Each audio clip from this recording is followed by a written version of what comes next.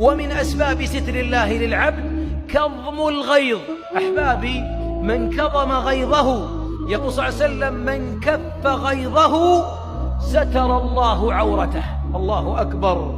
كم من موقف يستفزك الناس ويحاولون إغضابك، ويحاولون أن يطيروا ما بقي من برج عقلك، ويبغون يستفزونك، يبغونك تطلع الكلام اللي مو بزين، ويبونك تخرج الفحيح اللي في صدرك وتلعن وتشتم وتنتصر. اكظم غيظه، اكظمه. فمن كف غيظه كانت جائزته كما أن حبس جرعة الغيظ في صدره يستره الله في الدنيا والآخرة.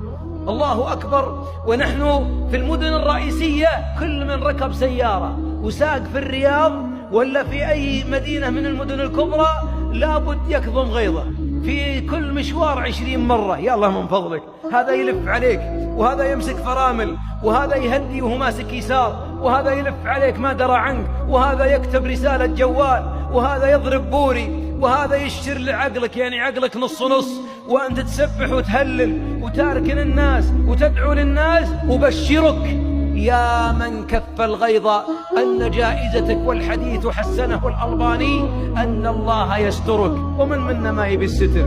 إذا سترك الله فوق الأرض، وسترك تحت الأرض، وسترك يوم العرض، دخلت جنة عرضها السماوات والأرض.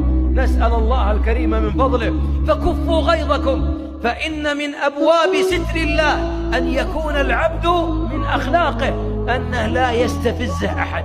ويا أحبابي، عدم استفزاز الناس لك ما هو بالقرار عندهم، القرار عندك أنت. ما نقدر نمسك الناس، والناس فيهم بعضهم فيه حمق، وبعض الناس فيه عجلة، وبعض الناس فيه لعن، وفيه شتم، وفيه سوء خلق. أنا ما أقدر أربي الناس، أقدر أربي نفسي، أقدر أكظم غيظي، أقدر أكف أذاي، أقدر أستر الناس من لساني. وإذا سترت الناس من لسانك فإن الله يسترك. عبادة لا يستطيعها إلا العظماء. والحبيب يقول: من كظم غيظا وهو قادر على أن ينفذه دعاه الله يوم القيامة ليزوجه من الحور العين ما شاء. الله أكبر.